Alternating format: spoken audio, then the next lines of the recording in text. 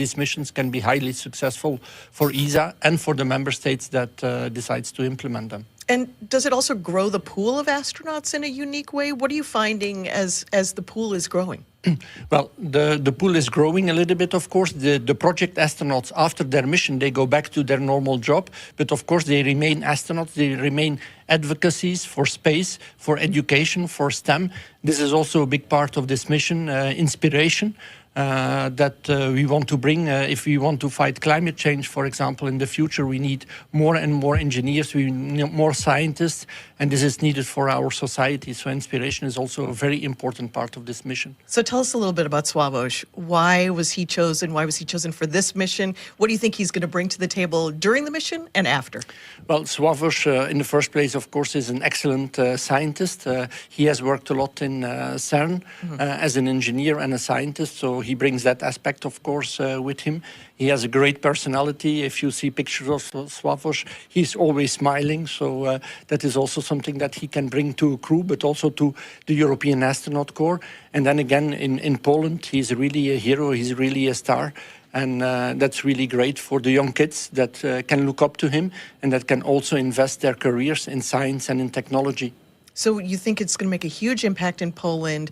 What do you think it's going to do for exploration for the young people of the nation of Poland? Well, I think it's good for exploration and also for ESA, by the way, because through the mission of Sławomir, Poland is also engaging more in exploration, engaging more in the European Space Agency, bringing extra funds to us, so that's great. And again, we will build up industrial capability in Poland, which we all also need. If we want to go to a low Earth orbit economy, for example, we will have to build up more actors, more players that can work and that can contribute to this economy. And therefore, as well, this is a great endeavor. And of course, we will need young people in the future to do this. And that's why Sławomir and this mission will be a great success, I believe. Thank you so much, Frank. Thank you for being here. Good luck to ESA. Congratulations to ESA and the country of Poland. And I can't wait for this wonderful evening.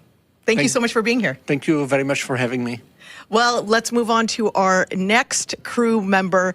It's Tibor Kapu. It's an exciting time for his country and his mission, and I want to tell you a little bit about it. This Central European nation is among those who have more recently turned their attention to spaceflight, adopting a formal strategy to get a Hungarian into space for the first time since 1980. This is a return to space that's been 45 years in the making. This is Hunor astronaut Tibor Kapu. When I was watching Olympics with my mom, I remember that anyone who had a Hungarian flag on, on a jersey or on them, we were just cheering for them, like they were our own family members. These are the guys who we are all proud of.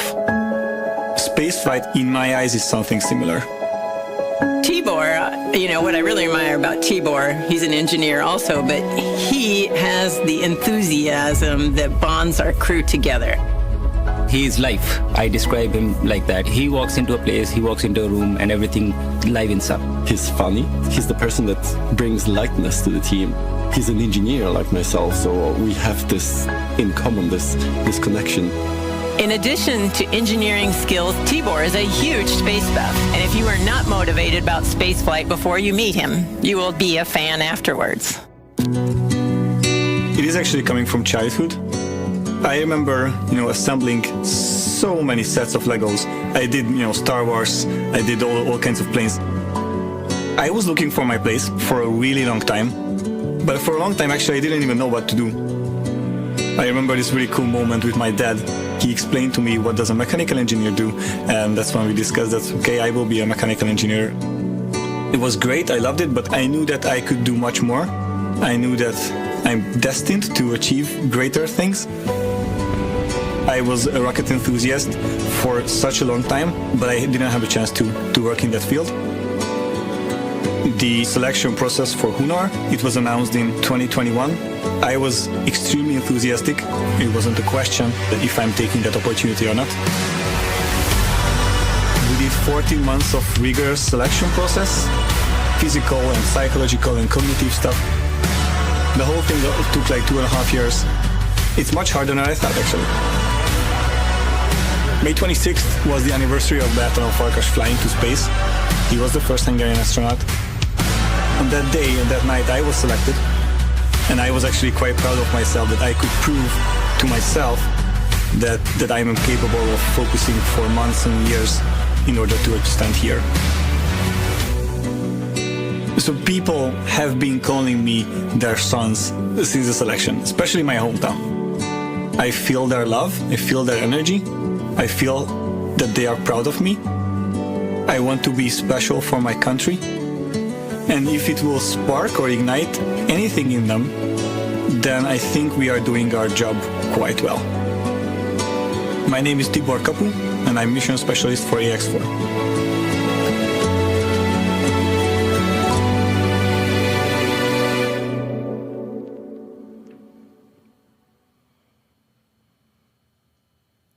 I'm joined now by Jula, a fellow Hungarian astronaut who has been selected alongside Tibor in Hunor's first class of astronauts.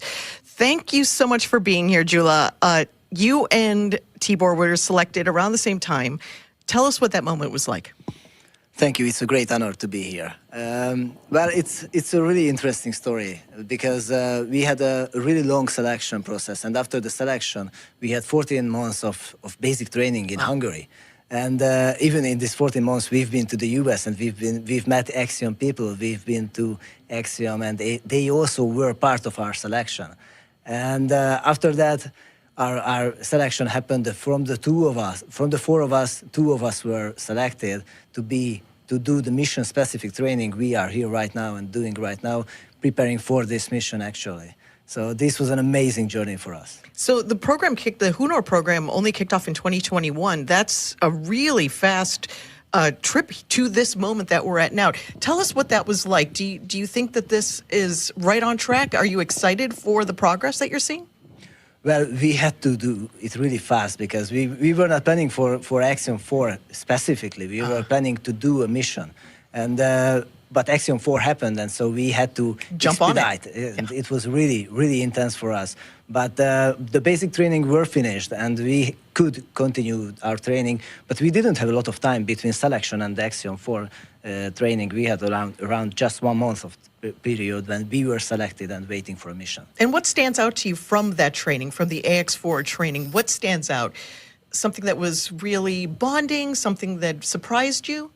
From the bonding perspective, if you ask for that, I would say that our nose training were amazing, which was when we were at Mexico with the That's what crew. Papa said, that he loved being He did say that. Yeah. Oh yes, that was amazing but it's a great analogy of being on the space station. You know, you are not a very well comfortable position. With the crew, you have to solve problems. It's really like being on the space station, and so I really enjoyed that part. But we've done so many things. It was an amazing journey. Tibor has a very intense mission when he's on the ISS. Lots of things to do. What's he going to bring to the table when he's on the ISS? So, from Hungary, all of the experiments we are going up there is Hungarian experiments, and it's like a really good opportunity for Hungarian researchers to show and to get their experiments conducted on the ISS in space. And it's like he's gonna be doing radiation experiments. He's gonna be growing plants in space. So many things. He's got amazing so many things, portfolio. but bringing along the entire country of Hungary with him into space with all of these activities. Thank you so much for being here, giving us a little peek into your training up until this moment. Congratulations to you, to your entire country. Thank you so much. And now it's time for our commander. Let's introduce you to Peggy Whitson. You may be well aware of Peggy's incredible resume. She brings nearly 30 years of experience as an astronaut and decades more as a leader in technical. How does a girl from Beaconsfield, Iowa, with a population of less than 20, become the commander of the International Space Station? I think that one of the biggest lessons I learned growing up on a farm had to be determination, diligence to get the job done. My parents are the hardest working people I knew. They taught me that work ethic and never to quit. Peggy Whitson became the first female commander of the International Space Station. In her career, Whitson spent 675 days in space. She also flew 3 long-duration space flights and served as chief of the astronaut office and commander of the International Space Station. AX-4 will be her 5th mission to the International Space Station and 2nd time commanding a commercial astronaut mission. Peggy Whitson is a known name. She has accomplishments that I can only dream of. Peggy is one of the most capable leaders that I had the chance to work with, ever. She passes knowledge to us. She knows where we feel strong, where we feel maybe a bit weaker, and she can support us in that. Being a great leader for her is just natural. When I first met the crew, I was very excited by the fact that they could all laugh at themselves. I think that's a really important characteristic, to be able to have a sense of humor about yourself, not to take yourself so seriously. From there, you can do a lot of work. I actually tell the crew a lot about what I think they're going to experience. I think it helps them prepare. But I'm talking about how they're going to feel, how their body's going to react to it.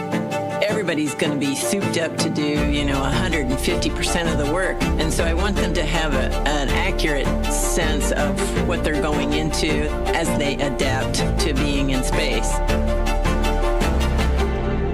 My first flight was in 2002. Obviously, as a rookie flyer, I worried a lot about getting everything right.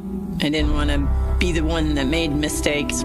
To me, it's important to be able to share that and relieve some of the stress off of them and try and focus their worry, because I know they are worried as well, on the right things. I've got 3 different countries being represented, and we prioritize each of their countries' objectives so that everyone's needs are being met. And this is a goal of Axiom, and that is to open up space and opportunities to more and more countries. I really consider it almost a dream that we have already accomplished 3 private astronaut missions in 3 years. So I'm really excited to be a part of that. I love working with these young engineers with new ideas. It's a lot of fun. I'm Peggy Whitson, commander of AX-4.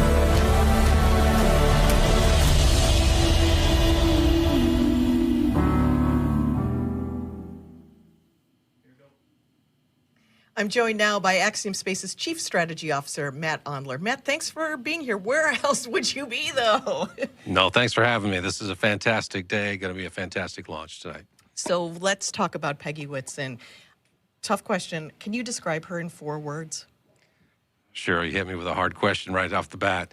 I'm going to go with gracious space professional leader. That's pretty good. That's pretty excellent. When Peggy's not preparing to go to space or recovering from coming back from space, what is she doing in the office day to day? Yeah, she's actually very helpful. Her and our other astronauts for Axiom are really helpful in helping us design our space station. And actually, she gets right back to it. After her last mission, it was only about a week, and I found her in the lab helping engineers. We were designing the payload rack, and those sort of insights from someone who's actually been there and had worked in microgravity are really, really important and valuable for our engineers. And I know just walking around the office, you feel like, oh, it's Peggy Whitson. And then she's working alongside you, and she's giving you great advice, showing you how to be a leader in every single moment. So it's really wonderful to have her, but also watch her on a mission on the ISS. What excites you about commercial space travel? Yeah, there's a lot of things that excite me about commercial space, but one of the things that I think is going to be so amazing and really change the world is the things that we're going to be able to make in space that you can't otherwise make. We're flying over 60 experiments on this flight. A few of those are repeat, where we've flown this particular team on all 4 of our missions, and by leveraging microgravity and how it affects cancer tumor growth and stem cell growth, they're discovering novel treatments for cancer. And I think those sort of things are just one of many, many examples that are going to occur once we have a commercial space station up there. So this is our 4th mission. Wonderful to see all the growth from 1, 2, 3, and now 4. What are the opportunities for international partners, for foreign nations? Yeah, I really think that we are becoming the world's space agency and really helping lots of countries emerge in space.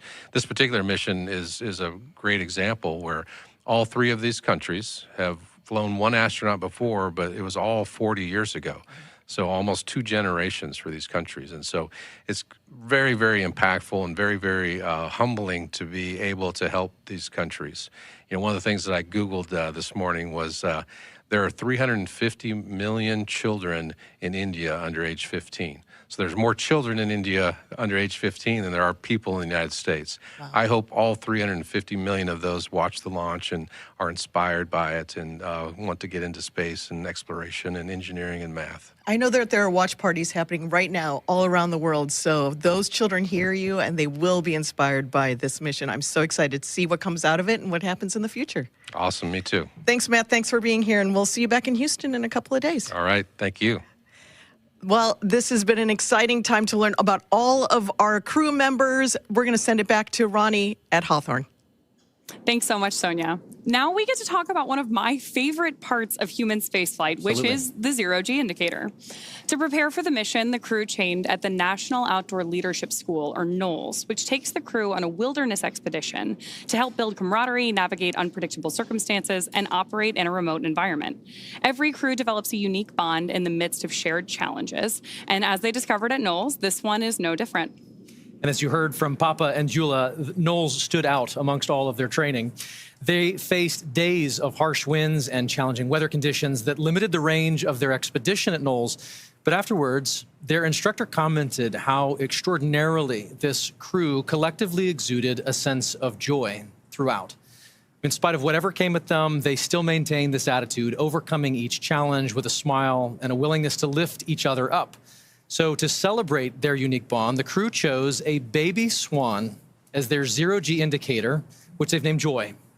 And as luck would have it, we have our very own Joy, the baby swan, to serve as our microgravity indicator. And yeah, as luck has it, we have a full dose of gravity. Bummer for us. So, but we should keep it here just in case, safe and sound. In case any of that changes, we'll have our own gravity indicator. Let us know. Speaking of training, as you might imagine, astronaut preparation can be extensive. From training that is specific to each crew member's role to learning SpaceX protocols, space station systems, and preparing for the science and outreach activities they'll be conducting in space, private astronaut training is rigorous. In addition to the work in the field like they did through NOLS, the AX-4 crew spent about 35 days training inside Dragon. To prepare them for flight, our teams at SpaceX spent the last several months teaching the crew about orbital mechanics and how to live in Dragon. While this was, of course, more of a review for Peggy Whitson, for the rest of the crew, this will be their first time flying to space. The training program includes nearly 100 different lessons covering all aspects of flight. The crew spent time inside our Dragon training spacecraft to run simulations of ascent, space station rendezvous, and re-entry.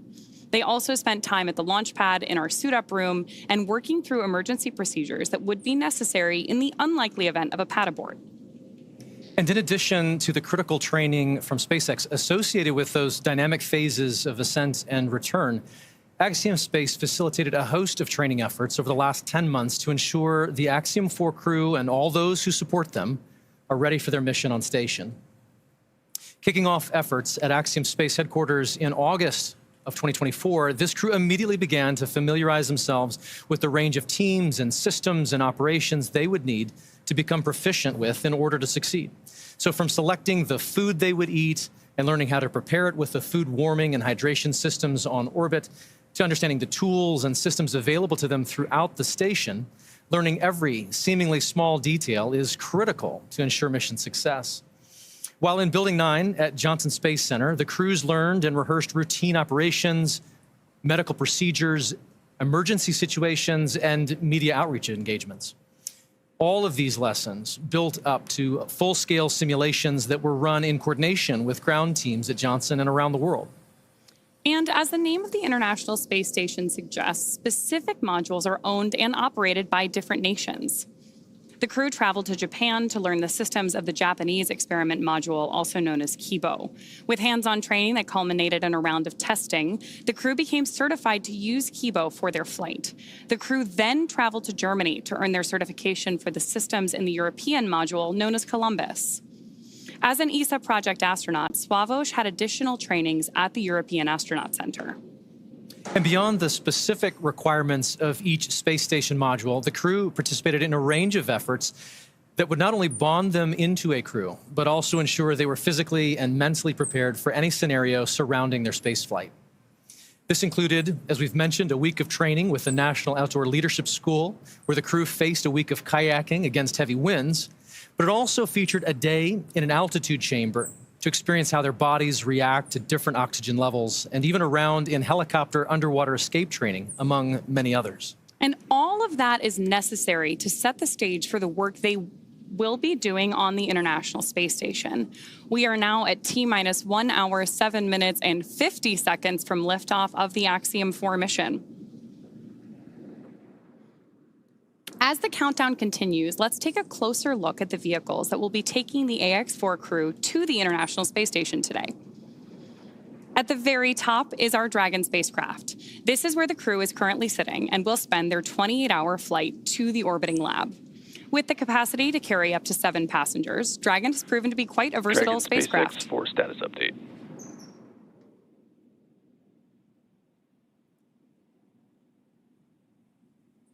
We're going to listen into this status Go update. ahead to me. What's the update? All right, Peggy, we are troubleshooting an issue with uploading the current wind conditions to the vehicle. This must be completed before launch escape system is armed so that the vehicle can correctly target offshore splashdown in the event of an escape. We're tracking several troubleshooting paths at this time and are working to resolve the issue, so I will follow up with you in 10 minutes on the status. How copy? Copy. You're troubleshooting the ability to upload the wind conditions for the launch escape system, and you'll update us in 10. Thanks. And just to make that super crystal clear, if we do not successfully upload this by the time we get to LES arm, we will be no-go for launch. I was thinking you might be thinking that as well. Dragon copies. So we heard some chatter there from Mission Control and acknowledged by the crew that we're troubleshooting that upload issue now. But of course, our teams will continue working diligently in the lead up to launch in hopes that we can preserve today's launch attempt. So with that, I want to step back in and talk a little bit more about the spacecraft that we are working on today. Dragon is a very versatile spacecraft. It can autonomously dock to the space station when outfitted with a docking adapter, as it is today for Axiom Mission 4. But Dragon can also be configured with hardware to support a spacewalk, which made its debut on the Polaris Dawn mission last year. And of course, in free flyer mode, the docking adapter can be swapped out for that iconic cupola, which is essentially a giant glass dome that allows for 360-degree views of space. The crew travels in the pressurized section, which is the top portion of the spacecraft. This area allows for the transport of people and environmentally sensitive cargo. Dragon's trunk, which sits below the pressurized section, can carry unpressurized cargo when needed and remains attached to the Dragon until shortly before re-entry into Earth's atmosphere.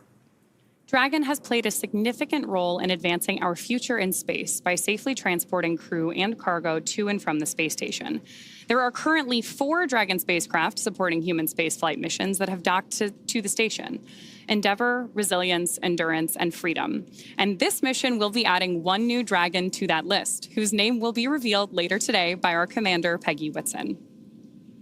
Dragon and the AX-4 crew will be delivered to orbit today by Falcon 9, SpaceX's 2-stage rocket developed and manufactured right here in Hawthorne, California. Falcon 9 is the first orbital-class rocket capable of reflight. The booster, or first stage of the rocket, is the tallest part of the vehicle. Today's booster is flying for the 2nd time. Reusability is key to making spaceflight more routine and ultimately what will enable humans to become a multi-planetary species. A total of 48 boosters have flown multiple missions, with the record for a single booster now standing at 28 missions. After today's launch, the first stage will be returning to SpaceX's Landing Zone 1 at Cape Canaveral Space Force Station, which is just about 9 miles away from Launch Complex 39A.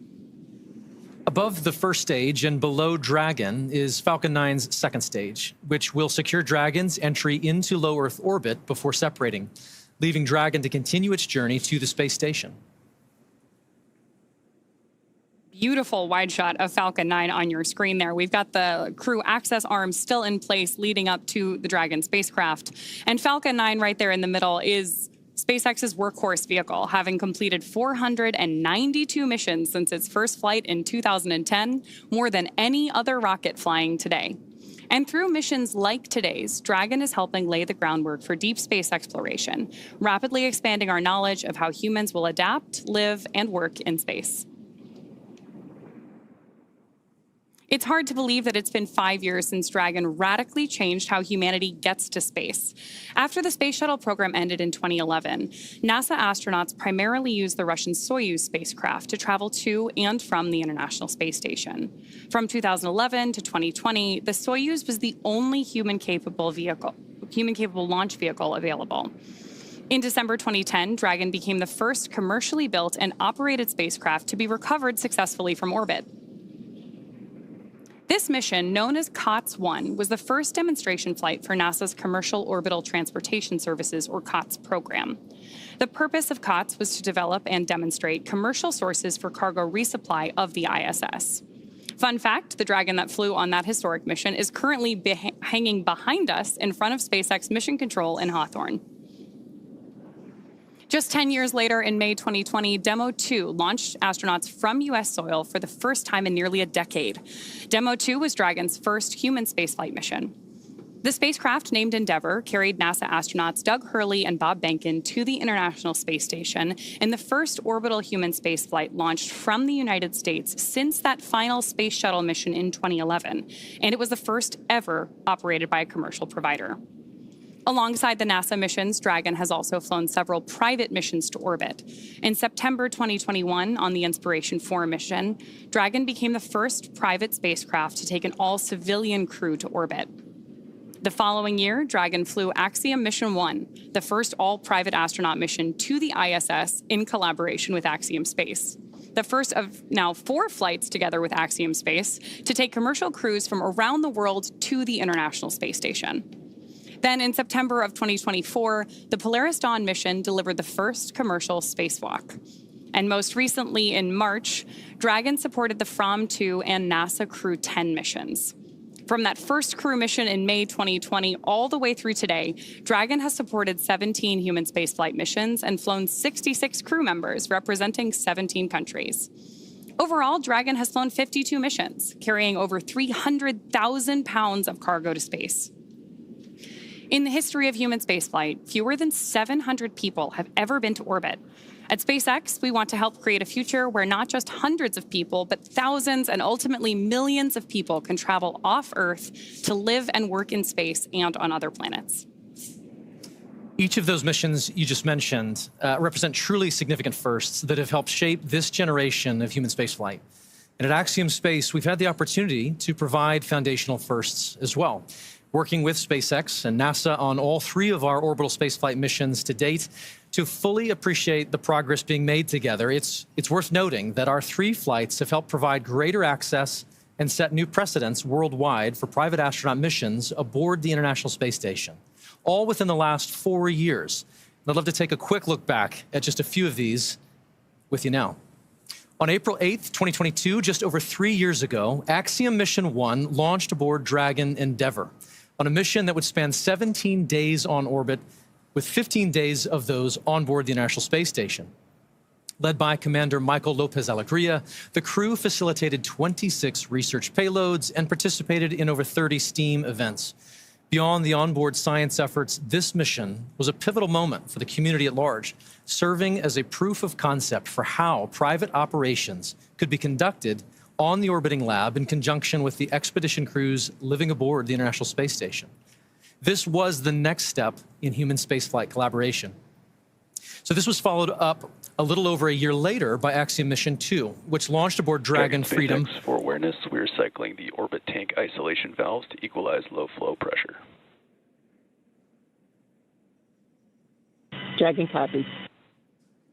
Pausing there for that update.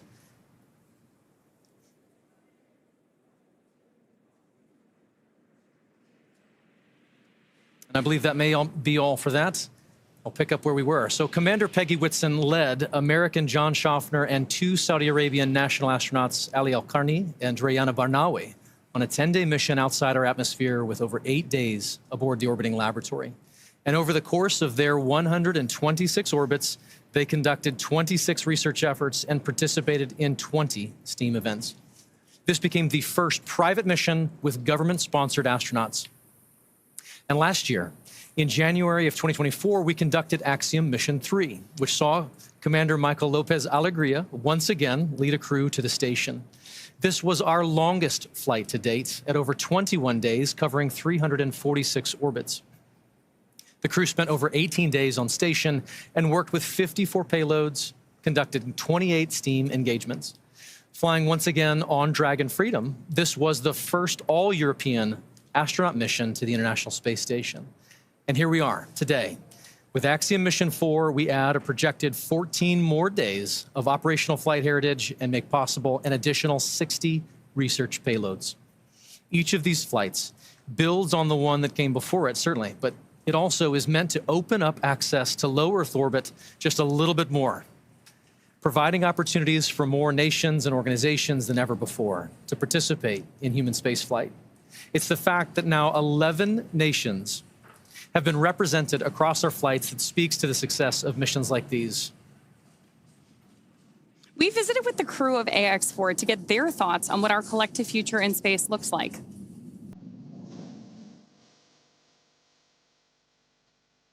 I believe that SpaceX and Axiom Space are serving as pathfinders for what commercial space is going to be in the future. It is like a paradigm shift in how we used to think about space. And companies like SpaceX, Axiom Space are doing things that entire countries have done in the past. SpaceX is a crucial partner that allows us to go to the International Space Station. In general, space is a big team sport, and that collaboration offers more and more possibilities to explore. In our case, this is the Dragon capsule and the Falcon 9 rocket. In the future, it might be different solutions. It has been 5 years now that SpaceX has been sending humans to space. We are using SpaceX technology because we know that it's safe and reliable, that it will bring us safely to the International Space Station. And not only going there, but also coming back. The end goal for Axiom is to have that mission and presence in low Earth orbit that will enable scientific research, technology demonstrations, and expand what we are doing in space. These precursor missions, like the Axiom 4 mission, are just the tip of the iceberg for expanding in low Earth orbit and way beyond even. Like we say, that space has space for everyone, and this is what it means. And I think that is the essence of spaceflight. I love Peggy's comment there that this is really just the tip of the iceberg. Absolutely. The International Space Station may not last forever, but there's a lot in the works today to enable even more research and more capabilities off-planet. Of course. And so for Axiom Space, missions like AX4, as we've said, not only create opportunities for our customers to accomplish their goals in microgravity, but they are also invaluable in developing our teams and our systems for our own future Axiom Station. When the time comes and the International Space Station reaches the end of its operational life. Dragon SpaceX for awareness, we are continuing troubleshooting on the wind file upload. It has not been resolved yet. Troubleshooting is continuing. To follow up on that comment we had earlier. Dragon copies, continuing troubleshooting. We were going to keep working this issue in the lead up to launch. So as I was saying, when the time comes and the International Space Station reaches the end of its operational life, SpaceX will help deorbit the orbiting lab. NASA awarded SpaceX a contract to develop the U.S. Deorbit Vehicle, or USDV, a modified Dragon designed to guide the station through a controlled reentry into the Earth's atmosphere to ensure that upon reentry, the station comes down in the intended location and does it safely. But before that happens, there are plans in place where Axiom Space will utilize the remaining operational lifetime of the International Space Station to facilitate a transition to our own commercially owned and operated station. Selected by NASA in 2020, Axiom Space is the only commercial company to attach its privately developed modules to the International Space Station. And here's what this transitional timeline looks like at this point.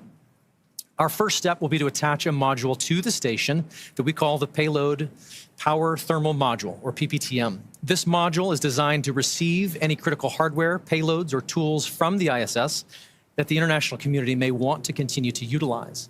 Then that will undock,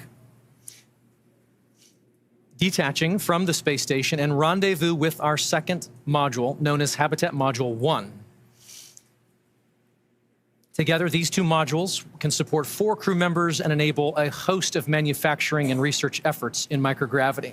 From there, the station will continue to build out over the following years until we have built out an entire Axiom station as you see it there, with a second habitation module, an airlock, the open windows down below, the Earth Observatory, and the research and manufacturing lab.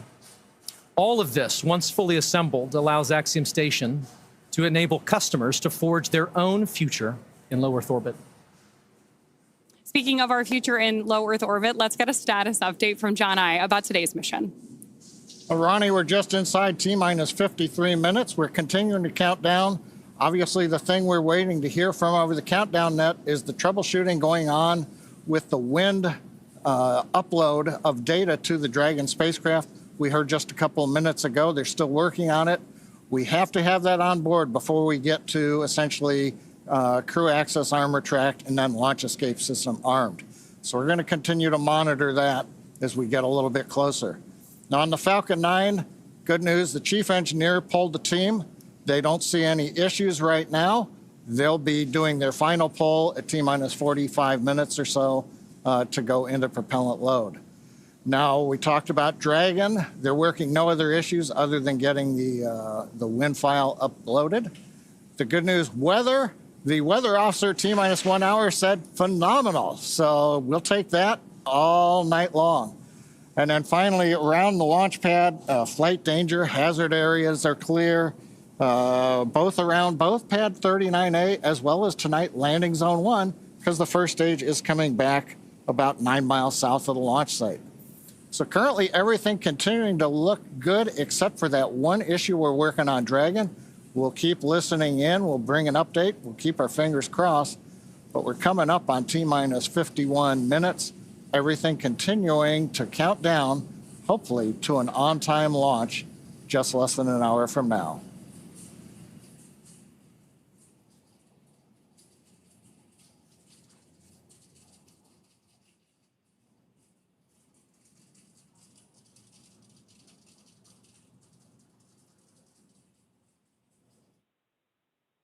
Attention Falcon launch operators. The propellant load and launch go-no-go poll is open in step 11.87 of 1.160.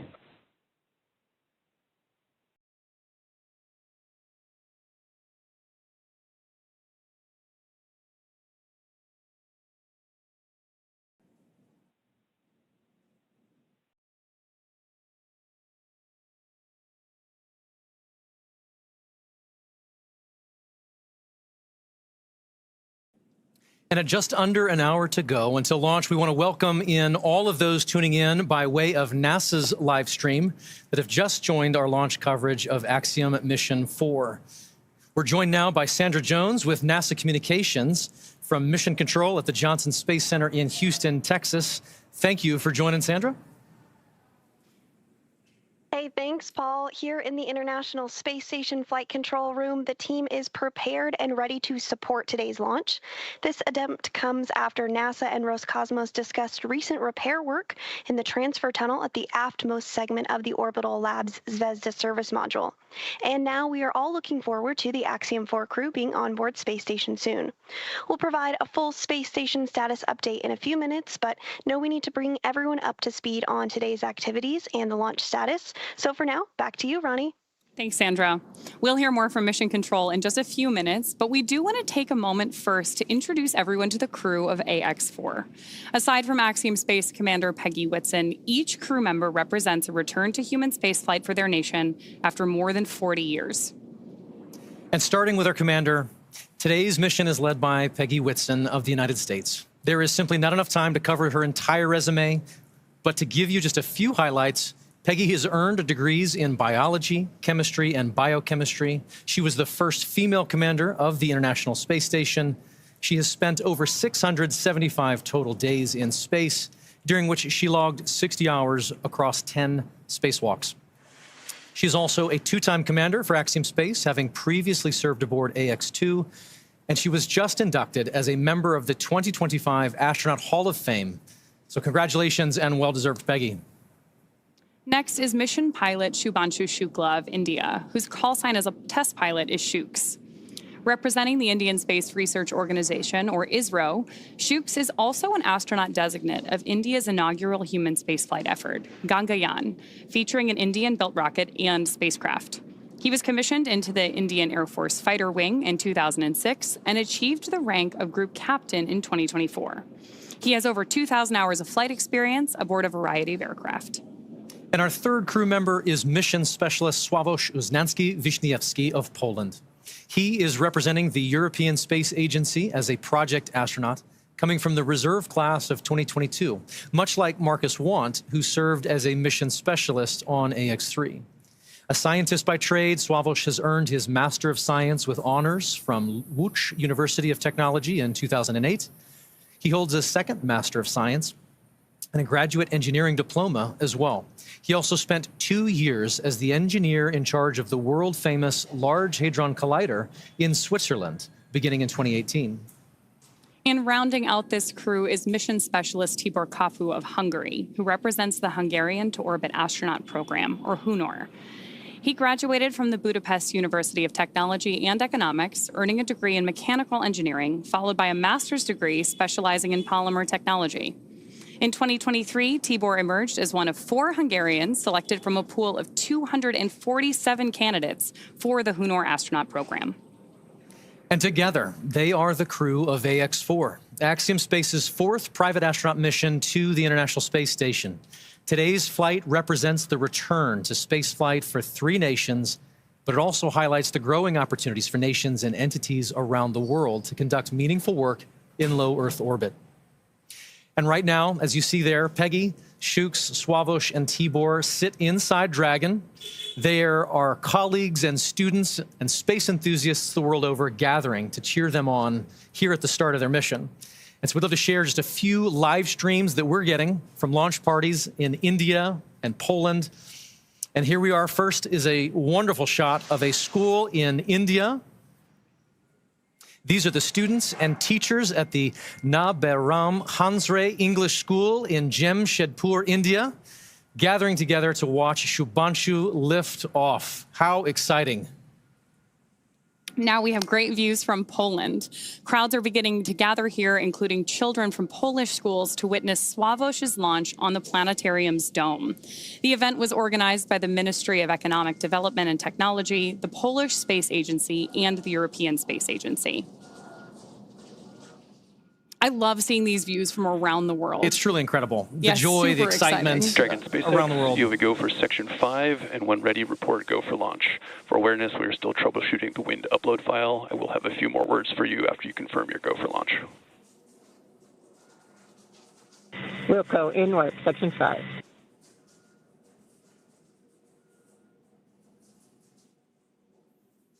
And SpaceX Dragon, we are go for launch. Section 5 is complete.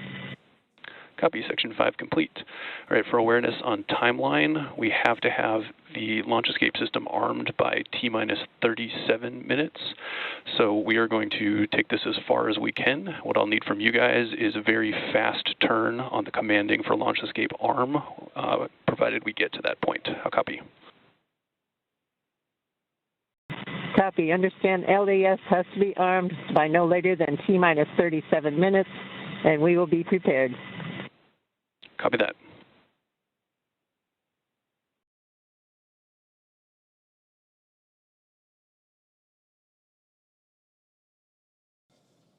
John Itzberger back here at the webcast desk. We're inside T-minus 45 minutes. Right now, we just heard from the Dragon team. They can take it down to about T-minus 37 minutes. This is the launch director on the countdown net. The poll is complete, and the team is ready for crew access arm retract and propellant load and launch, pending resolution of the WINS upload issue. For all operators in MCC and Hangar X, Both controllers are going to lockdown at T-minus 45 minutes and will remain in that state until the LES system is disarmed. All operators are to remain at their console and maintain a sterile cockpit until the ND confirms successful disarming of the launch escape system following orbit insertion or propellant offload in the event of a scrub. For non-urgent no-go conditions, brief the CE or LD and they will approve aborting the countdown. For urgent issues affecting the safety of the operation, operators shall call hold on the countdown net. Launch control will abort the launch auto sequence immediately and proceed until the launch abort auto sequence. At T-minus 10 seconds, launch control will be hands-off and relying on automated abort criteria for the remainder of the count. Operators shall advise the launch director whether structural breakup or fire is imminent or occurring per Dragon manual escape flight rules. Launch control, you may proceed with arming the crew arm for movement. Okay, we're at T-minus 43 minutes, 15 seconds and counting. You've heard the SpaceX launch director giving final instructions to the team. We have cleared our propellant loading pole. Crew access arm retraction has started. And now we've heard, and you can see on the screen, crew access arm is pulling away from the Dragon spacecraft. This is going to take about a minute, minute and a half to retract all the way. Then we'll get confirmation it is in the launch position. The next step after that is going to be the crew, close the visors, confirm that, and then begin launch escape arming. As we mentioned, we want to get launch escape arming finished by about T-minus 37 minutes, which means we've got about 5 minutes to finish troubleshooting the wind upload to the Dragon vehicle. Now, currently on Falcon 9, all conditions are go on the launch vehicle. That was the poll that we, and the instructions we heard from the launch director. Dragon's working its one issue. Weather looks good. Range is ready to support. Crew access arm retraction complete. All right, that is the confirmation. The arm is back in the launch position. Next, they'll give the crew the command to go ahead and close and lock their visors.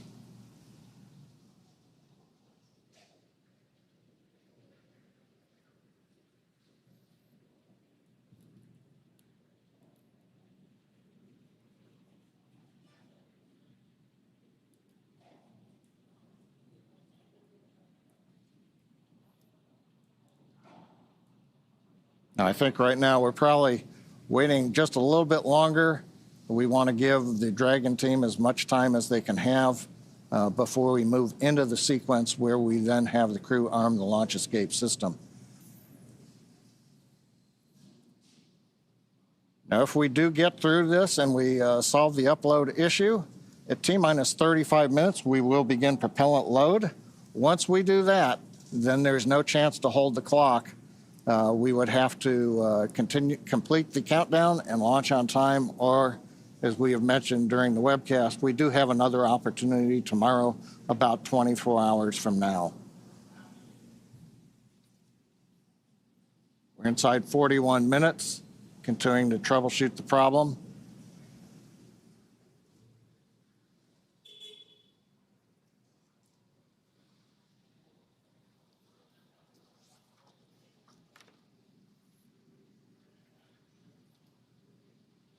View of the crew inside the capsule on the right-hand side. See the status bar on the bottom and the clock counting down.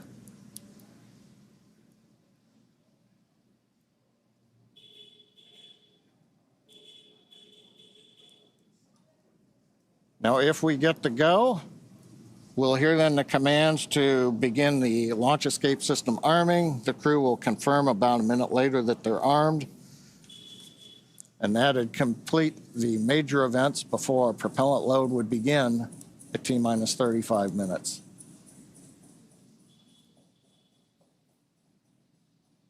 Views of Falcon 9 and Dragon on Launch Complex 39A on the Kennedy Space Center. Everybody is clear of the launch pad, clear of the launch complex. The danger and hazard areas have been confirmed clear. And we're ready. We're just waiting to find out whether or not we're going to be able to continue forward in the countdown. We should know that answer within the next couple of minutes.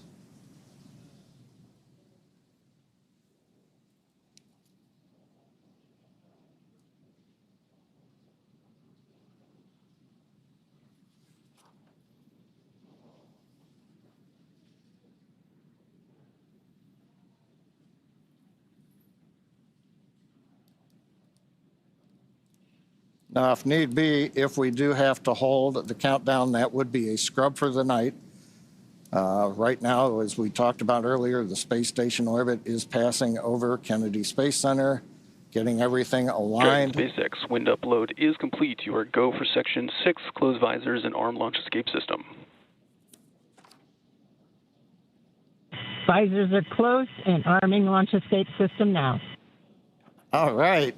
That's good news. We've got the winds uploaded. Closing the visors, you can see on the screen.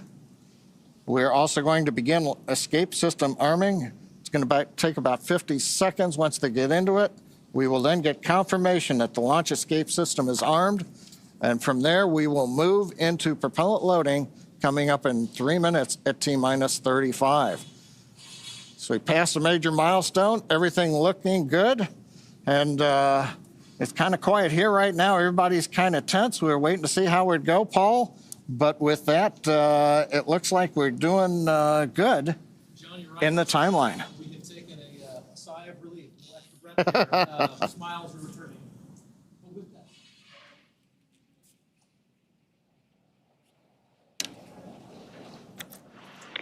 Launch escape system is verified armed.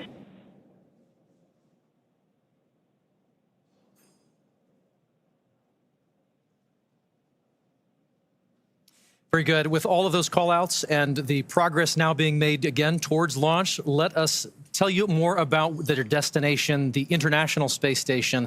And with that, we'll send you to NASA's Johnson Space Center and Sandra Jones for Falcon all things tanks tracking about the mission. For the start of propellant load. Thanks, Paul. I'm here in the International Space Station Flight Control Room at NASA's Johnson Space Center in Houston, Texas, where teams are working around the clock to monitor the Expedition 73 crew and systems aboard the orbiting laboratory. Today, this team is ensuring that the station is ready to receive Dragon and the Axiom 4 crew. Private astronaut missions are an important component of NASA's strategy for enabling a strong and competitive economy in low Earth orbit. Unique to Axiom 4, NASA is collaborating with the Indian Space Research Organization, or ISRO, on 5 joint science investigations and 2 on-orbit STEM demonstrations, which help showcase the strength of international collaboration and the shared commitment to expanding access to space. As the International Space Station nears the end of its operational life, NASA plans to transition to a new model featuring commercial space stations to maintain its leadership in microgravity research and ensure a sustainable access to low Earth orbit for the benefit of humanity. So let's take a moment now to learn more about the International Space Station and NASA's commercial future in low Earth orbit. For more than 25 years, NASA has used the International Space Station to advance the nation's scientific and exploration goals, completing research not possible on Earth. With international partners, the orbiting laboratory has supported more than 4,000 science investigations and served as a test bed for technology demonstrations and human research to better explore the Moon, Mars, and beyond. Through NASA's investment, the United States is operating multiple commercial cargo and crew transportation spacecraft, and now is developing fully commercial space stations for low Earth orbit. With transportation and destinations, NASA's efforts are opening opportunities for private industry to use space for new markets that could benefit from microgravity. The International Space Station is the blueprint for international partnerships and commercial opportunities in space.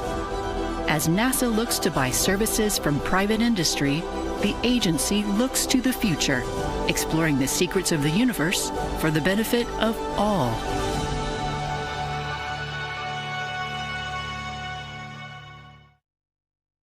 And you can learn more about NASA's commercial efforts at nasa.gov/commercial-space.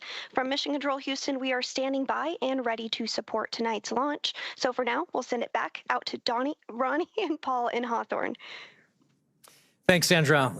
And so things are looking good on the launch pad. The teams are continuing to progress towards launch at 2:31 a.m. Eastern. We'd love to take a minute and just take a look back at what's happened already this evening to get us to this point in the countdown. So for context, we want to say this crew has been living in an isolated quarantine bubble for the last 4 weeks, having reported to quarantine on May 25th. In that time, they have shifted their sleep regimen to adjust their circadian rhythm to match those on board the International Space Station. And over the last few days, they have finessed that further to be ready for today.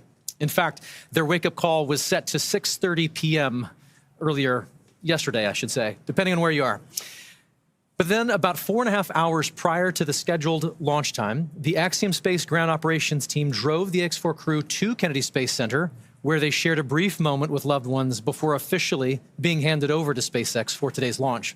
This handover event has taken on quite a few forms over the years, but there's always something truly special about creating a moment, even just for a few minutes, in the midst of all of this operational choreography, to pause and share a moment with loved ones.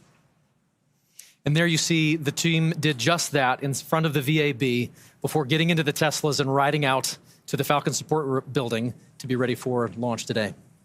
Absolutely. After that T-4 hour briefing, the SpaceX team helped the crew suit up at our Falcon support building. You got a video on your screen that was recorded earlier today of the crew stepping out in their suits and waving to everybody there for the first time before getting in our 2 Teslas to caravan over to Launch Complex 39A. They do ride in pairs over to 39A, often accompanied by members of our launch closeout team, who you see there as the crew celebrates that they are on their way over to launch. Once they reached the tower, they ascended up to the Dragon spacecraft and were able to make one last phone call before signing the White Room wall. Here you see the crew walking across the crew access arm, getting their boarding passes handed to them and checked by our closeout team. You'll notice that Peggy Whitson's is gold because she is a frequent flyer with us here at SpaceX. And then once our crew ingressed Dragon, we completed suit leak checks and comm checks before rotating the seats into the reclined position for launch.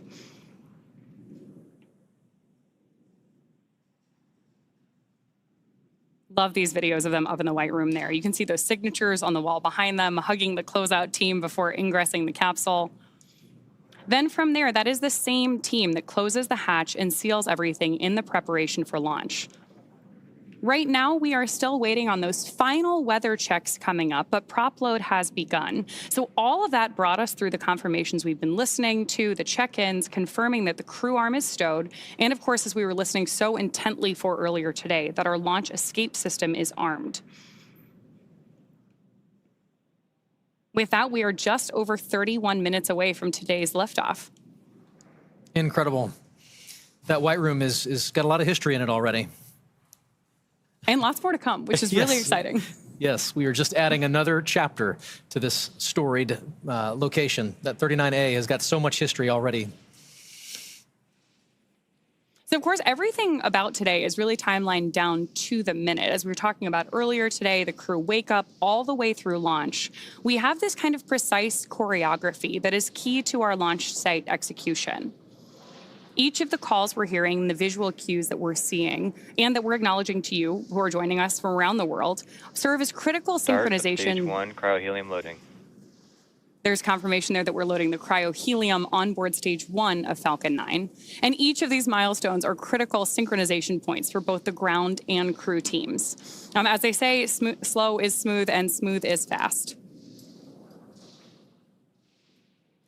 It's hard to believe that it's been 5 years since Dragon radically changed how humanity gets to space.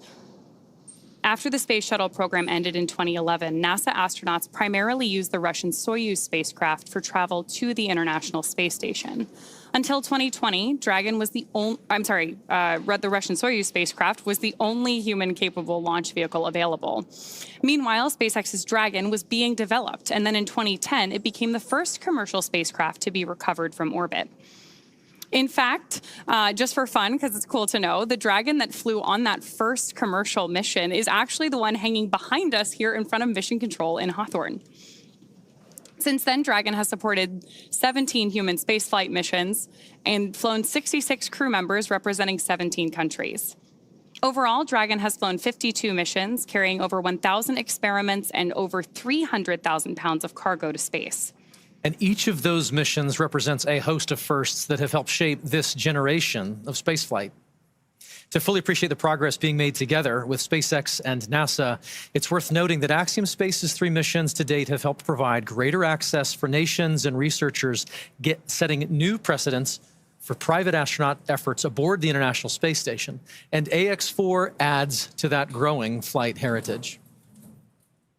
After a successful liftoff and orbital insertion, the AX-4 crew are set to rendezvous and dock with the International Space Station tomorrow. They'll spend approximately 14 days aboard the orbiting laboratory, bringing the occupancy count up to 11. And over the last 10 months, this crew has been working with instructors to learn every system they will be working with on station. They have studied and practiced every experiment, reviewed and rehearsed every event, all to maximize that time in space. Collectively, this crew is undertaking the largest quantity of research efforts of any Axiom space mission to date, with over 60 research activities on their timeline, representing 31 different countries. Missions like these continue to expand what is possible and set the stage for even greater opportunities to come. Then, at the conclusion of their time on station, the crew will participate in a closing farewell ceremony and begin their preparations for the journey back to Earth. As we've mentioned a couple of times, that'll be about 14 days from today.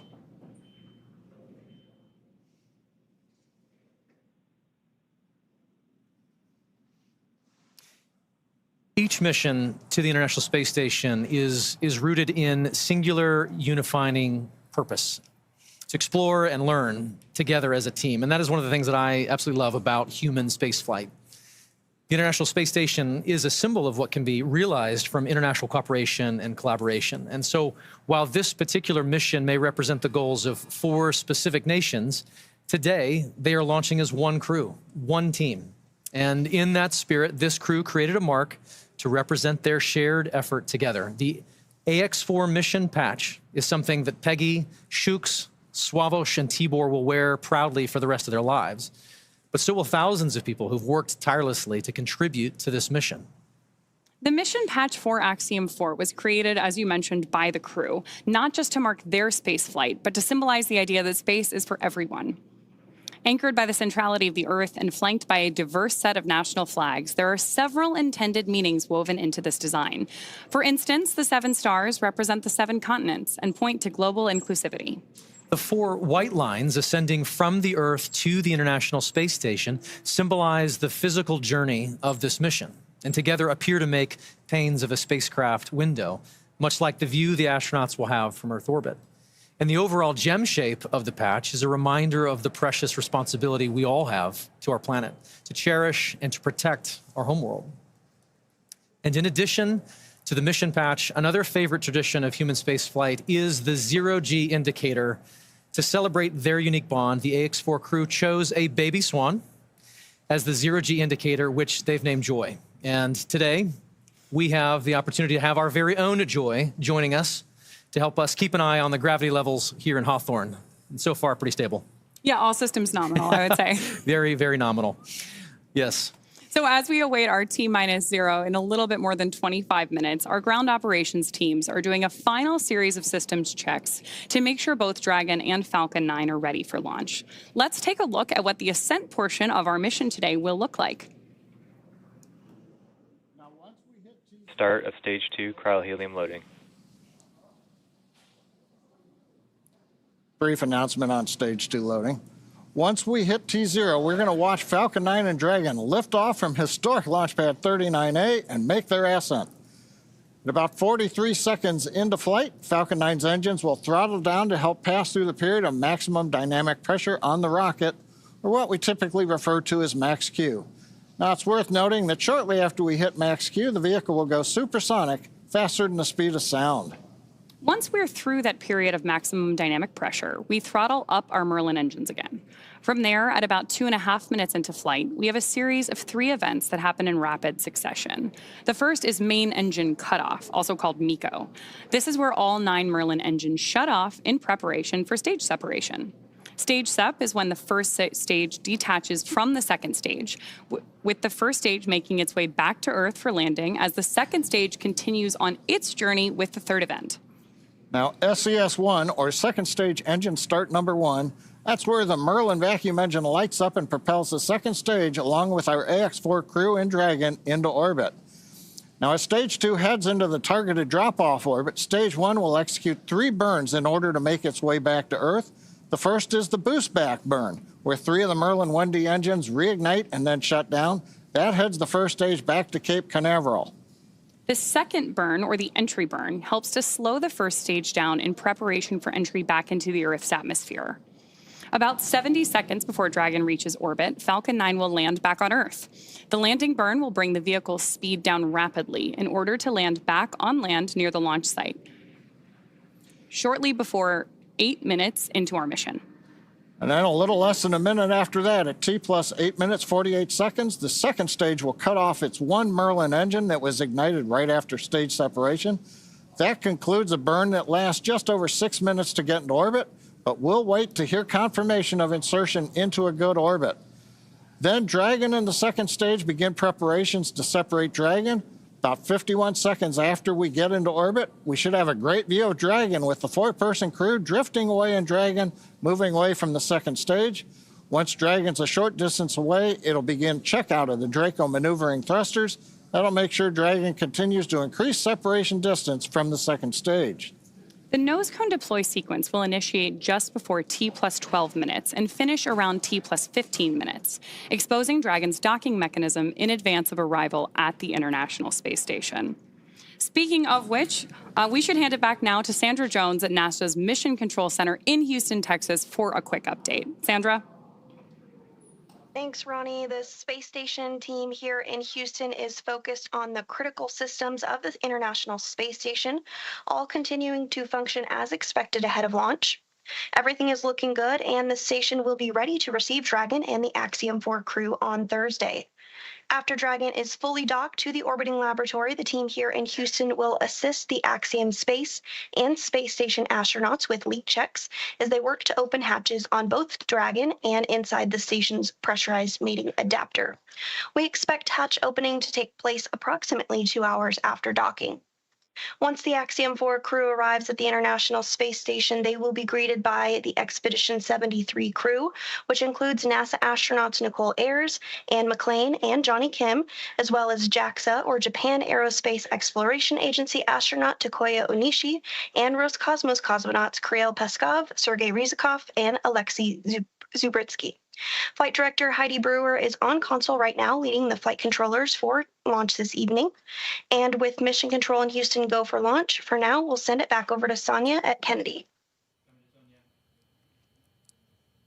Thanks, Sandra. To dive into some of the science highlights, I'm joined now by Axiom Space's Chief Scientist, Dr. Lucy Lowe. Lucy, thanks for joining me here at the desk. With so many science portfolios that are going to be accomplished. There are more than 60 from more than 30 countries. We can't cover it all. Give us a high-level look of what this portfolio looks like. Yeah, so happy to, Sonia. So this mission is chock-a-block, jam-packed, full of really interesting and exciting science.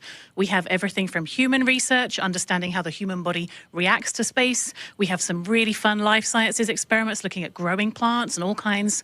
We have some physical sciences. We have lots of technology demonstrations. And my favorite, lots of science, technology, engineering, art, and mathematics outreach events. All the STEAM things. Exactly. So we've had great success with AX1, 2, 3. Do we have any return payload flyers for AX4? We do. We have our partners at the University of California, San Diego and the Sanford Stem Cell Institute flying their cancer cells in low Earth orbit for the 4th time with Axiom. So this team is actually looking at how the cancer cells respond to space. And on this mission, they're actually testing a newly approved drug that's just about to enter clinical trials. Amazing. So really exciting. So let's take just a brief look at each of the country's portfolios. Let's start at the head.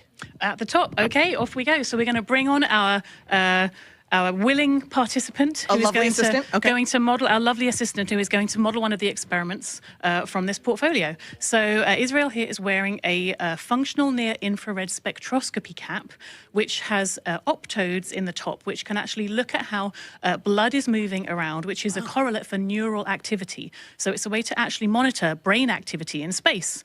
And what the team is doing is looking at these signals and how they're going to collect the data.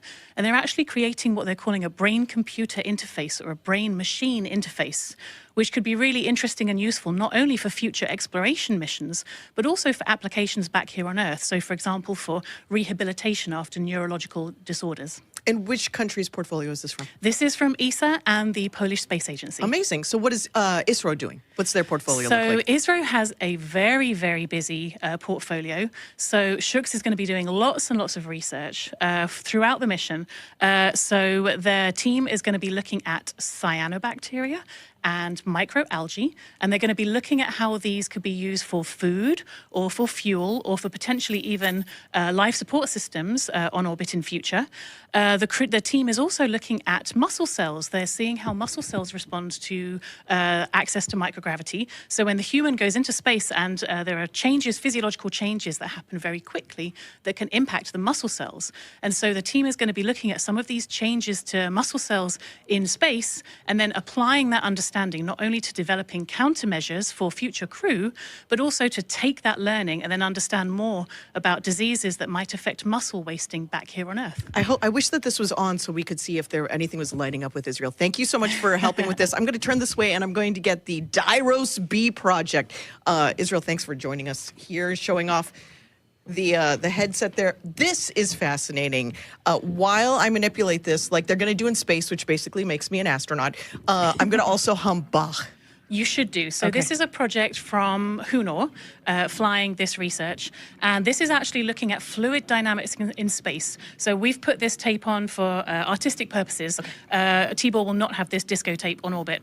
But in space, what is going to happen is this will be surrounded by a ball of water that's going to have microparticles embedded in it.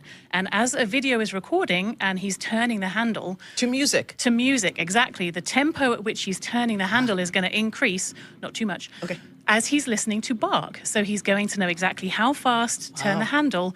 And so the insight from research like this is going to help us understand some of the fluid dynamics around large bodies such as Saturn in our own solar system. So it's not just for fun. It's not just for fun. It's all very important. If there is a researcher who's watching now and says, I've got research that I want to get into low Earth orbit, how do they do that? They come talk to us. Go onto the website, get in touch, and we'd love to fly more research like this and do more cool science in space. Such cool science. Thank you so much, Lucy, for making it just understandable for the general public. And we can't wait to see how it all plays out over the next couple of weeks. Thank you. Thanks, Lucy. And, you know, the X4 mission is very exciting, and the families and friends want to be here, but some of them couldn't. So we want to share with you now just a little taste of the friends and family who are cheering on the entire AX4 crew. Peggy, Shooks, Swa, and Tibor. A great group of teammates who are doing great things for their countries. And here are the folks who have been supporting them all along the way.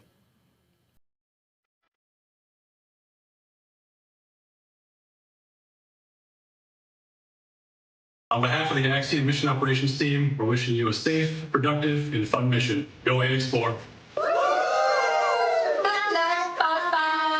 You are our hero! Tara api prapiante! Cześć Sławosz, kochany synu, jesteśmy z ciebie bardzo dumni.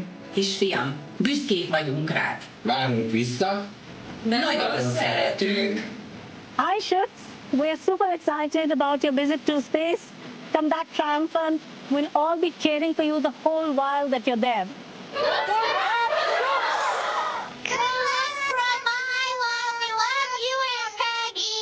Your flight is our future. Your flight is our inspiration. Hi, Sławosz. We are about to do something truly out of this world. We are all here rooting for you. Go chase those stars and make the mission unforgettable.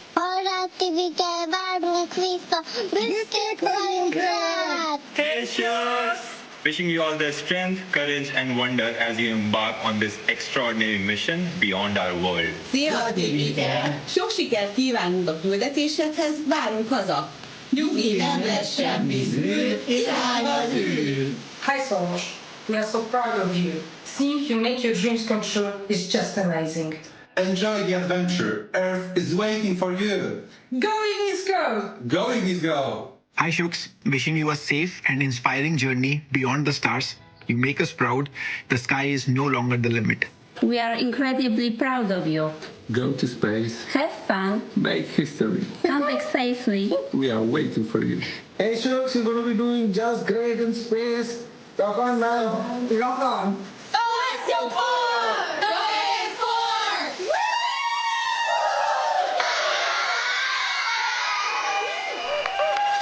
Greetings from India. Wishing you all the very best.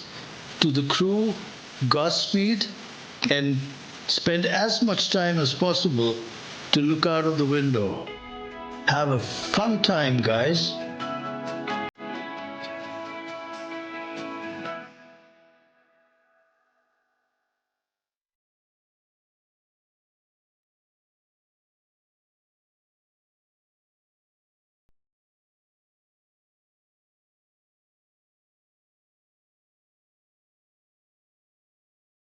Sonia, thank you so much. What great commentary from Lucy and all of those portfolios coming together. We're excited to see this team get to work on station.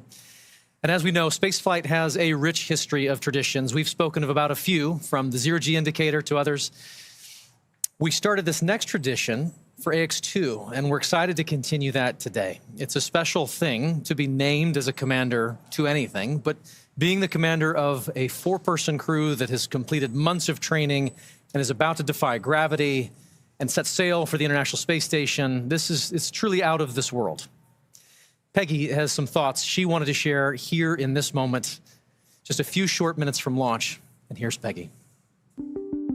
As commander of the AX4 mission, I want to thank everyone who has contributed to our journey. This mission to the International Space Station would not have been possible without the hard work of so many incredible teams. First, I want to extend my heartfelt gratitude to the teams at Axiom Space. Their talent and dedication shines through every unexpected challenge, the countless hours of work, and every task at hand to ensure the safety of the crew. The team's determination and commitment to achieving the highest standards inspires me every day and reminds me why I joined the Axiom Space family. To our partners at NASA, your expertise and support have been invaluable, ensuring that we are fully prepared to live and work aboard the space station. The comprehensive training programs provided by NASA have given us the skills needed to thrive in the unique environment of space. Thank you to SpaceX for providing the cutting-edge technology and reliable transportation to take us to space and bring us back home safely. The hands-on and in-depth training have ensured that we understand the Dragon systems thoroughly and confidently. We also owe a great debt of gratitude to our international partners. Your collaboration and contributions have been essential in our training to ensure mission success. Lastly, to all the other teams involved, from engineers to scientists and everyone behind the scenes, your hard work and dedication have not gone unnoticed. You're the unsung heroes of this mission, and we are deeply grateful for your support. Thank you all for your tireless efforts and for believing in the AX4 mission. Together, we're realizing the return for 3 nations and paving the way for a bright future in low Earth orbit. Thank you.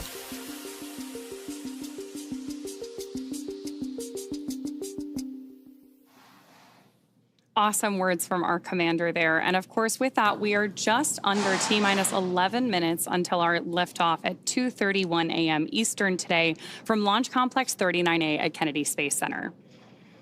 Just in case you are just joining us, right now on your screen, you have a live view of Falcon 9 with our AX4 crew safely tucked in the Dragon space capsule atop the vehicle. At this point, we are coming up on terminal count. Our crew access arm has been moved out of the way and our launch escape system is armed. And we are standing by for that final process by which we step into our terminal count, get ready, Dragon and Falcon for liftoff. Dragon SpaceX, confirm crew displays are configured for launch. The displays are configured for launch, and the Axiom 4 crew would like to thank the incredible teams that have made this moment possible. To the Axiom Space team, you've poured your hearts into this mission. Your passion and dedication have lifted us higher. We wear this patch with pride because of you. To NASA, thank you for the decades of knowledge, the training, and the trust. You've shaped generations of explorers, and we're honored to carry that legacy forward. To SpaceX, thank you for giving us the wings to fly and the confidence for a safe return home. And to our international partners, thank you for standing with us across borders, united by shared purpose. And to every person behind the scenes, engineers, trainers, families, and friends, you are the quiet force behind this mission. We carry the hopes of many with us. As we realize the return, we will bring those hopes home to you. Thank you. Peggy Whitson Tibor, from all of us that are staying here on the ground, we look forward to your mission. All the hard work from our teams culminates here, so good luck, enjoy the ride, and science the heck out of all your experiments.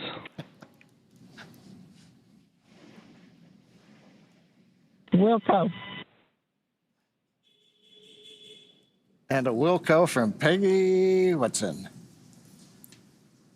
We're coming up on the T-minus 8-minute mark. Next major event that'll be occurring on the Falcon 9 is the engine chill event. That happens at T-minus 7 minutes. We open the pre-valves, feeding both the RP1 kerosene fuel as well as the liquid oxygen. And that'll go to the Merlin 1D engines. The liquid oxygen, we actually open a valve and we allow some of it to bleed off overboard out into the warm Florida air here in the early morning. And that'll begin chilling in the turbo pumps on those 9 Merlin engines to get ready for when we ignite the engines starting at T-minus 2 seconds. Also interesting to note, just several minutes ago, as we talked about early in the webcast, the International Space Station flew over Kennedy Space Center. And so that means the orbit planes are lined up. We're ready to go in just 7.5 minutes from now.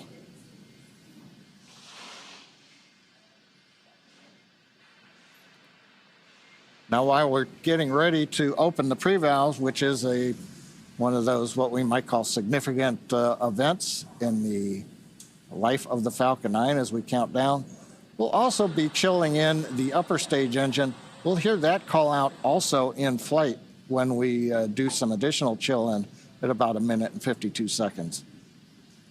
Engine chill has started. There's that engine chill announcement from Mission Control, right on schedule.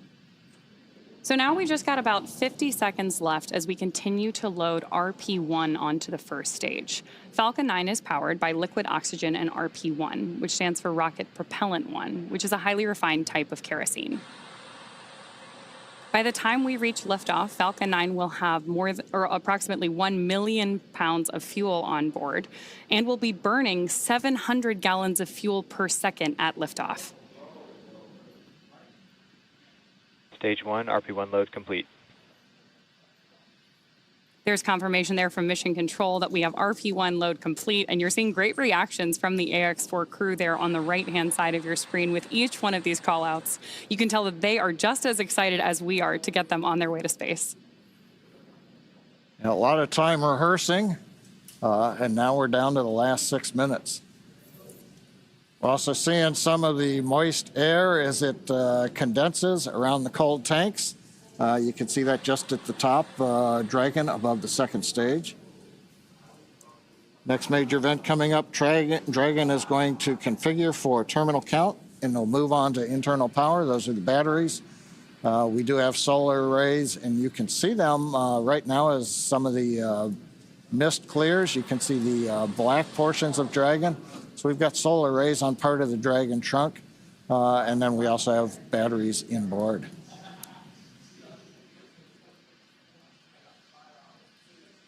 Now we have completed loading fuel on both the first and second stage. We're still loading liquid oxygen onto both stages.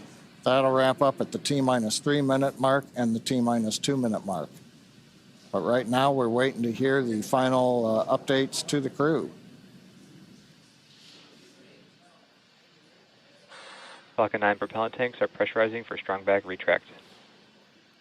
That's good news for Mission Control. Dragon is in configure for terminal count. There we heard that we are pressurizing Falcon 9 for strong back retraction. The strong back is the tall structure standing right to the left of the rocket right now.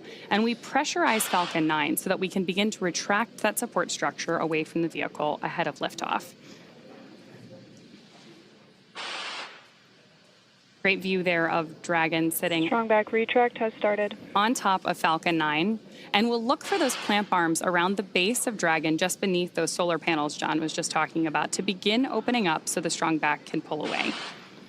The strong back is used both to move Falcon 9 out to the launch pad ahead of liftoff and to provide all of the fuel and comm umbilicals that we're using in the lead up to launch.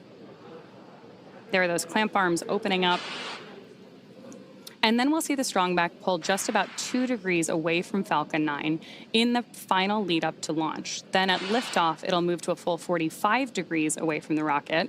Great live shots there of the capsule on board the rocket here. Yeah, Ronnie, it takes about 20 seconds for the hydraulics to open up those clamp arms that held on to the second stage. Then about 30 seconds, it's hard to see, but that strong back will move just a couple degrees away. And with that, we are just about 30 seconds away from the expected call out that LOX load has been completed on board our first stage.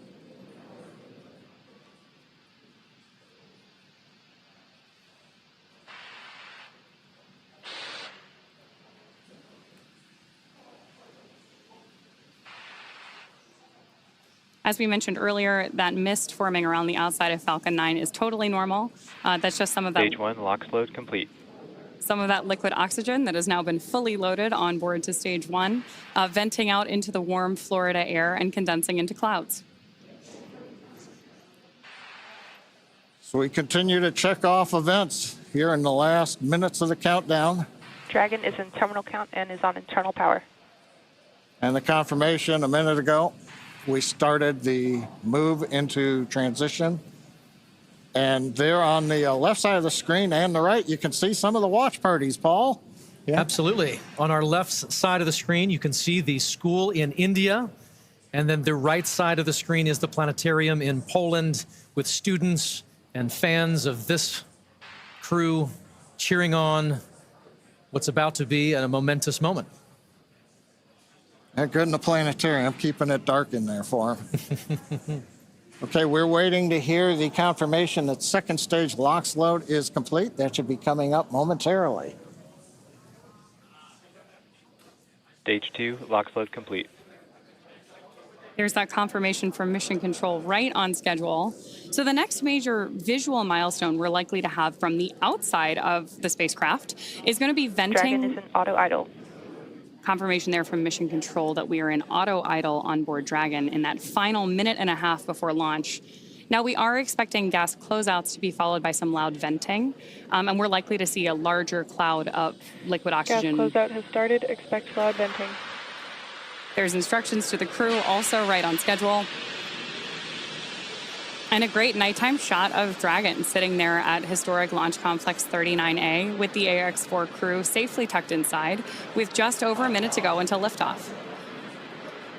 Seated left to right inside Dragon from this camera's perspective, you have Tibor Kapu there on the left-hand side. Then beside him is our pilot, Shubhanshu Shukla. Then to the other side is armed. Falcon 9 is in startup and is now controlling. Is Commander Peggy Whitson, and Dragon then on the far side is Sławosz Uznanski-Wiśniewski of ESA. Dragon, SpaceX, go for launch. AX4 is go for launch. That is great news for Mission Control and from our crew on board Dragon. With that, we are just at T-minus 30 seconds to lift off of AX4. Let's go AX4. 15 seconds. T-minus 10, 9, 8, 7, 6, 5, 4, 3, 2, 1. Ignition and lift.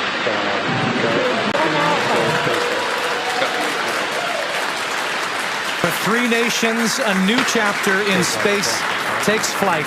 Godspeed, AX4.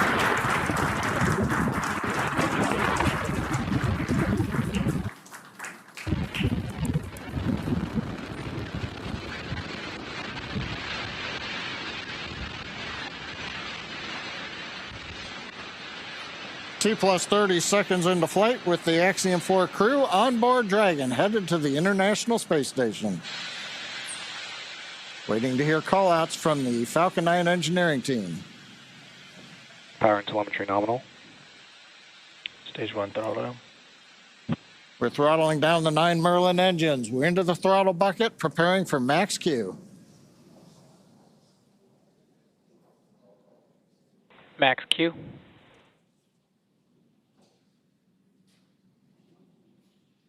Vehicle is supersonic. We should begin throttling the Merlin engines back up now.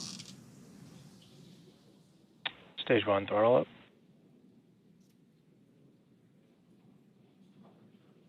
Mission control confirming. Stage 1 Bravo. That throttle up, and we Copy, are 1 Bravo. hearing our commander Peggy Whitson call out the first abort mode. Each of these are a specific phase where if for any reason we had an in-flight Impact abort, chill underway. Dragon would abort to a safe location. So we're going to call out each of those milestones as we pass through them. We also just heard the call out for MVAC chill. We're going to trickle just a little bit of liquid oxygen now into the turbo pumps on board our Merlin vacuum engine on stage 2 in preparation for second engine start 1, which will of course be shortly after stage separation. Now, at this point, we are just about 30 seconds away from 4 events that are going to happen in rapid succession. The first one will be main engine cutoff, or MECO, then again followed by stage separation, ignition of that second stage engine, which we are already Stage preparing 1 for, as well as the first stage's boost back burn. With that confirmation from mission control that we are throttling the first stage engines down, we are expecting MECO at T plus 2 minutes and 26 seconds. MECO. Stage separation confirmed.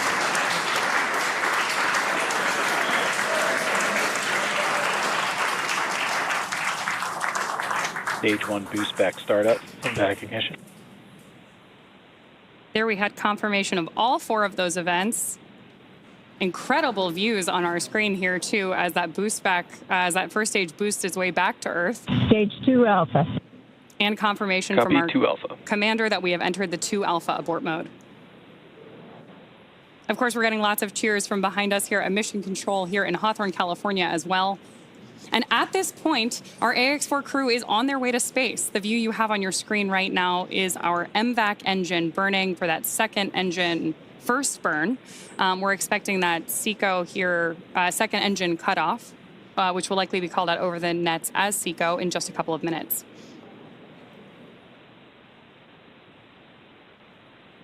Stage 1 boost back shutdown.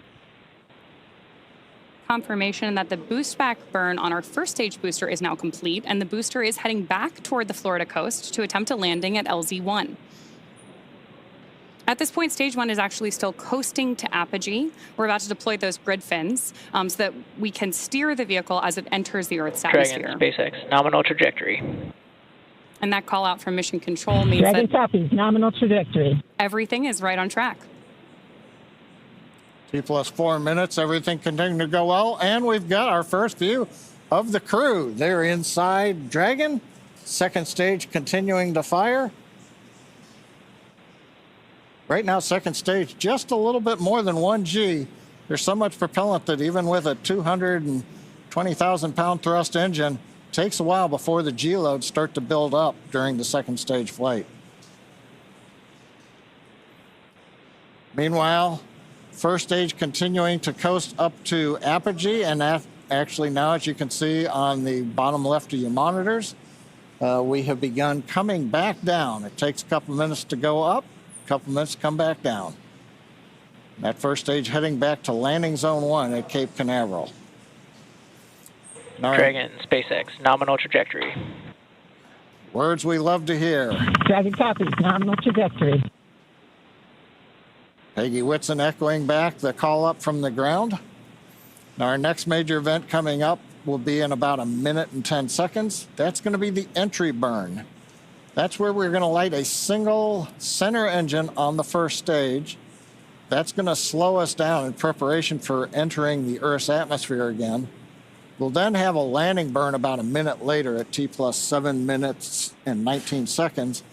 Now for that one, we actually light 3 engines again Then quickly once we've kind of jammed the brakes on, then we'll turn off 2 of the engines. We'll be down to just a single engine. Getting good views of the MVAC-D engine. There are a couple of cameras on the back of the second stage that give these views. And of course, the view inside the Dragon spacecraft showing the crew. Dragon, SpaceX, nominal trajectory.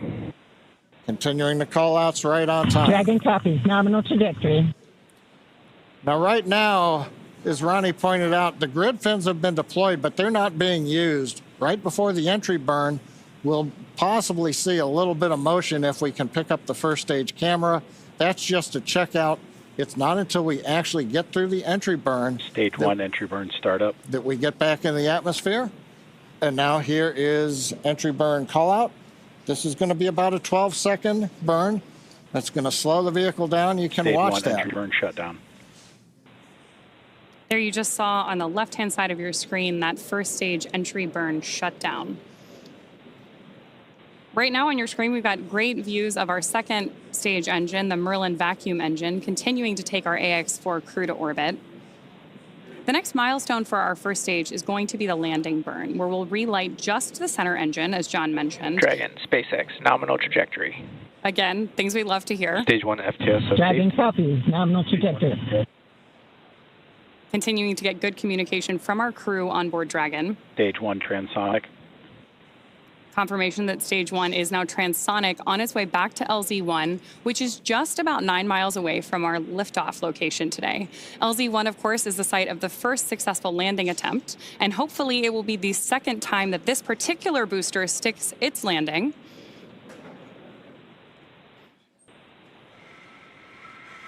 Seeing those actuating of the grid fins that John mentioned.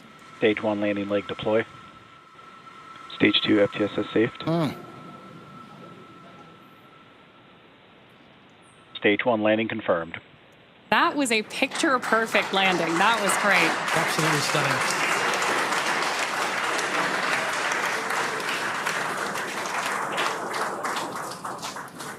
So coming up next for our crew, now that we've confirmed that booster touchdown, is going to be second engine cutoff, also called out as SECO. Then the second stage will coast for a few minutes until Dragon is commanded to separate from the second stage. There's our AX-4 crew awaiting that SECO call out here. Stage 2 is in terminal guidance.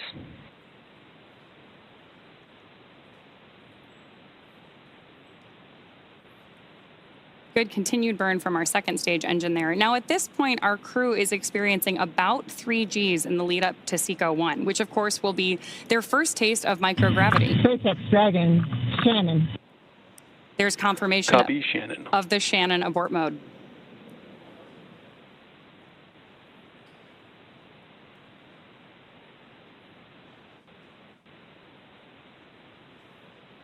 MVAC shutdown.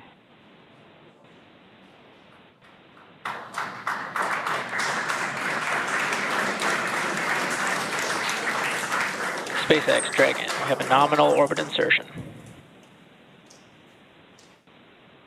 Nominal orbital insertion, SpaceX, and we had an incredible ride uphill, and now we like to set our course for the International Space Station aboard the newest member of the Dragon fleet, our spacecraft named Grace.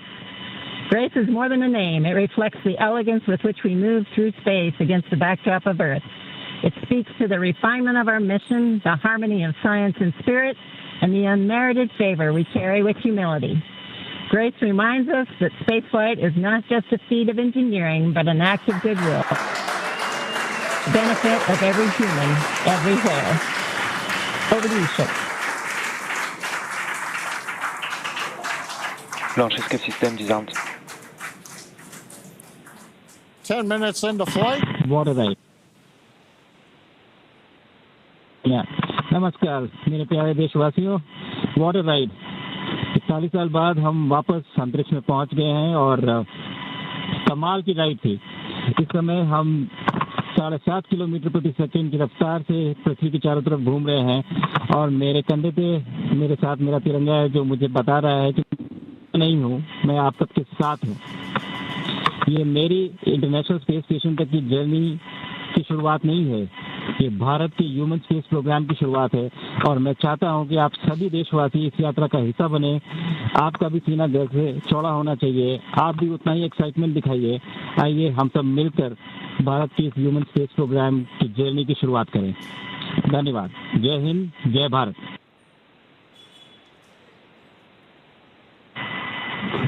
Thank you, Shucks. Drogie Polki i Polacy, dziś robimy ogromny krok w stronę przyszłości technologicznej Polski. Polski opartej na nauce, wiedzy i wizji.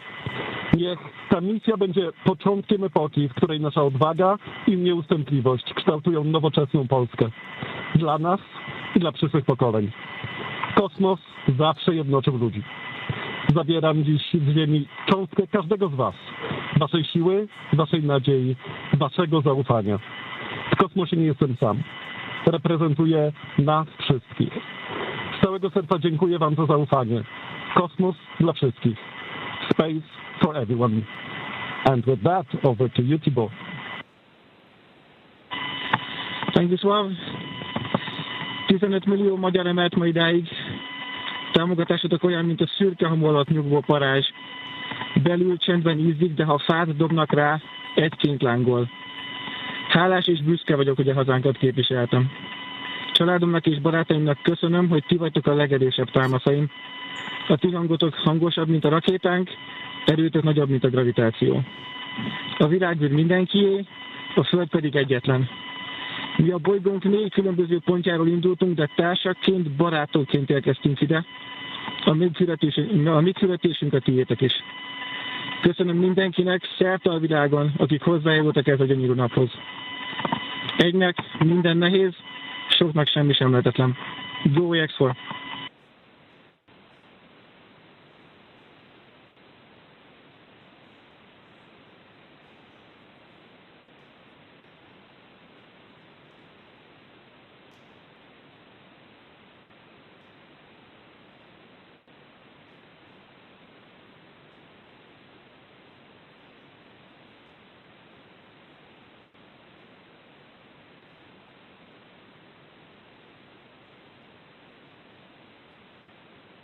And we are getting some views inside of the newly named capsule that the crew announced today. On behalf of the entire SpaceX launch team, thank you.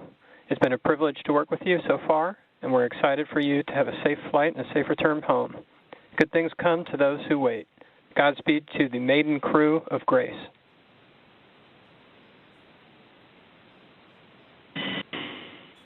And we thank you all as well. And so with today's successful launch of Axiom 4, the teams at NASA's Johnson Space Center will continue to monitor Dragon's flight to the International Space Station over the next 28.5 hours. NASA's role in this journey really kicks in at a period called Integrated Operations, which begins during the spacecraft's approach to the space station and continues during the crew's stay aboard the orbiting laboratory, where they will conduct science, education, and commercial activities, and will conclude once the spacecraft exits the vicinity of the International Space Station. During integrated operations, the NASA, SpaceX, and Axiom space teams are all working in lockstep. The teams here are preparing for a docking of Axiom 4 to the space station at 7 a.m. Eastern on Thursday morning, and will continue to monitor the approach until then. But for now, that will be it for us here in Mission Control Houston, but we'll be back with you at 5 a.m. Eastern for docking, hatch opening, and welcome coverage. So with that, back over to you, Hawthorne. Thanks so much, Sandra. Over the next 28.5 hours, the Dragon spacecraft Grace will execute a series of burns to gradually raise and line up the AX-4 crew for docking with the International Space Station in what we refer to as the activation and rendezvous phase of flight. In just a few minutes, the crew will change out of their spacesuits to get a little bit more comfortable for flight and will enjoy their first meal aboard the spacecraft. Over the course of their flight, they will also have a rest period that will last for about 8 hours. Before they arrive at the space station, we will have 3 potential opportunities to chat briefly with the crew on orbit. While we're hopeful that one of these will work out, none of them are guaranteed, as they're dependent both on crew schedule and ground station coverage. But if we are able to support, we'll make an announcement on our social media channels no later than 15 minutes before the event start time. In the meantime, be sure to keep tabs on this mission at axiomspace.com, and you can track Dragon's flight on spacex.com/launches. And even if we aren't able to talk live with the crew, we will continue to provide updates on the mission across our social media channels. And then as Dragon and the AX4 crew approach the International Space Station tomorrow, June 26th, we will pick back up with our live joint coverage of the AX4 crew's docking to the station with NASA. Please keep an eye on Axiom Space and SpaceX social channels for updates, as there will be plenty of incredible moments to share with you over the next 2 weeks. From all of us at Axiom Space, thank you, SpaceX. Thank you, NASA, for making today possible. Thank you to ISRO and ESA and Hunor for pursuing this endeavor with us. What started with joy now continues on with grace. And we will see you very soon.